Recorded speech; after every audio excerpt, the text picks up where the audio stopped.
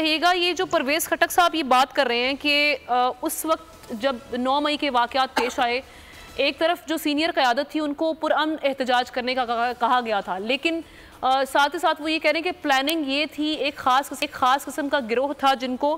کہا گیا تھا کہ اس طرح کے واقعات، اس طرح کا ہارڈ لائن قسم کا ان کو لائن دی گئی تھی کہ آپ نے اس طرح کا احتجاج کرنا ہے، جس میں ہم دیکھ رہے تھے کہ انتشار بھی ہوا اور سارے معاملات پیش آئے۔ تو آپ اس حوالے سے کچھ انفارمیشن رکھتے ہیں؟ آپ سمجھتے ہیں کہ ایسا ہوا تھا، کچھ ایسی لائن دی گئی تھی چیئرمین تحریک انصاف کی جانب سے، یا پرویز خٹک یہ بس زبانی کلامی دعوے کر رہے ہیں؟ بسم اللہ الرحمن الرحیم۔ نہیں، پرویز خٹک صاحب زبانی کلامی دعوے نہیں کر رہے،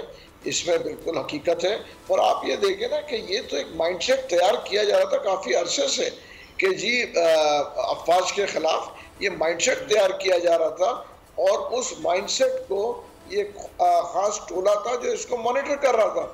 اور آج جو کہ لوگ نہیں نکلے، اب لوگوں کے ذہن میں آ چکا ہے کہ 9 مئی کے اندر کہ یہ جو ہے یہ مائنڈ سیٹ فوج کے خلاف ہے، اور لوگ فوج کے خلاف کسی کاسٹ پہ جانے کو تیار نہیں ہے۔ اس کی وجہ ہے کہ فوج جو ہے اس ملک کا بیک بون ہے۔ تو یہ جو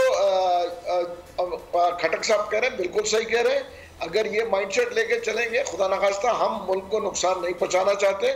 اسی لیے میرے خیال سے آج جو آپ دیکھیں گے، آج جو ہے زمین آسمان کا فرق ہو گیا ہے، جو پہلے احتجاج میں اور آج میں تو میرے خیال سے کچھ ہے ہی نہیں۔ کہیں اکا دکا اگر کچھ ہوا ہے تو الگ بات ہے، ورنہ تو لوگوں کے ذہن میں آ چکا ہے کہ وہ فوج کے ساتھ ہے، اور کوئی بھی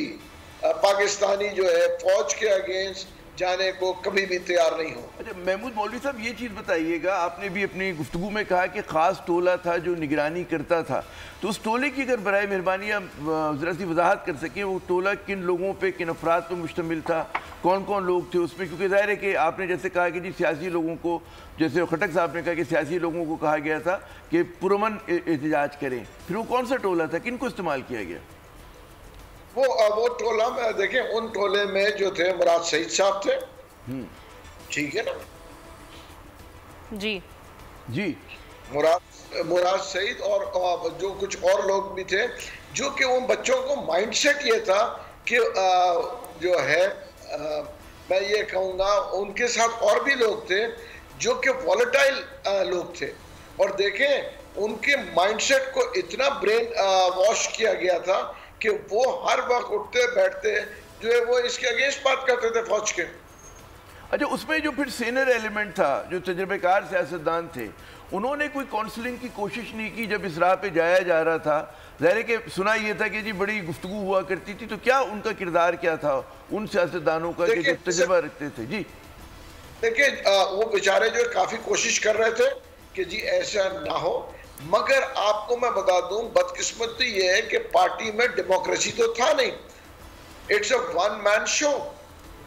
اور وہ جو جہاں پارٹی دیکھیں، یہ اس ملک میں یہی تو ایک خرابی ہے کہ پارٹیز میں ڈیموکریسی نہیں ہے۔ سر لیکن اب ان الزامات کا کیا فائدہ ہے پرویز خٹک صاحب کی جانب سے؟ جب یہ معاملات ہاتھ سے نکل رہے تھے اس وقت یہ باتیں کیوں نہیں کی گئی؟ اس وقت علیحدگی اختیار کیوں نہیں کی گئی؟ میں آپ کو بتا دوں پرویز خٹک اور بہت سے لوگ، ٹھیک ہے نا، جس میں میں آپ کو بتا دوں جو کہ ایسے لوگ تھے، پرویز خٹک تھے، شاہ محمود قریشی تھے، اسد عمر تھے، یہ وہ لوگ تھے جو بڑے سینسیبل لوگ تھے، اور وہ ہمیشہ وائلنس کے اگینسٹ تھے۔ سر وہی تو بات ہم کر رہے ہیں کہ اگر وہ اگینسٹ تھے تو وہ اگر ان کو نظر بھی آ رہا تھا کہ جی پارٹی میں ڈیموکریسی بھی نہیں ہے اور یہ معاملات اس طرف جا رہے ہیں، اس جانب جا رہے ہیں جو کہ ایک خطرناک راستہ ہے، تو اس وقت علیحدگی اختیار کیوں نہیں کی گئی؟ باہر آ کے یہ معاملات کیوں ڈسکس نہیں کیے گئے کہ جی یہ پارٹی میں ہونے جا رہا ہے یا ملک کو اس جانب جھونکا جا رہا ہے؟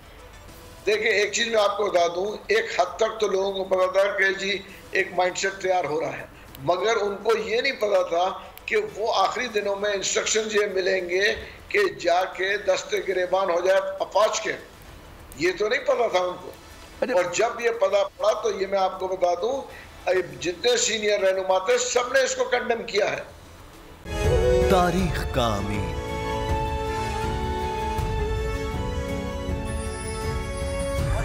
آزادی کی علامت،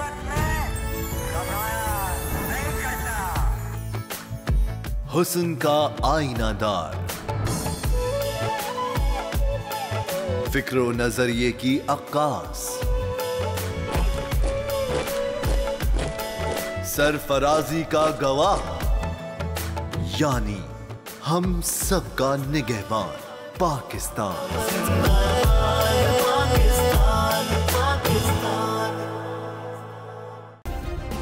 सब्सक्राइब करें और बेल दबाएं ताकि कोई खबर रह न जाए।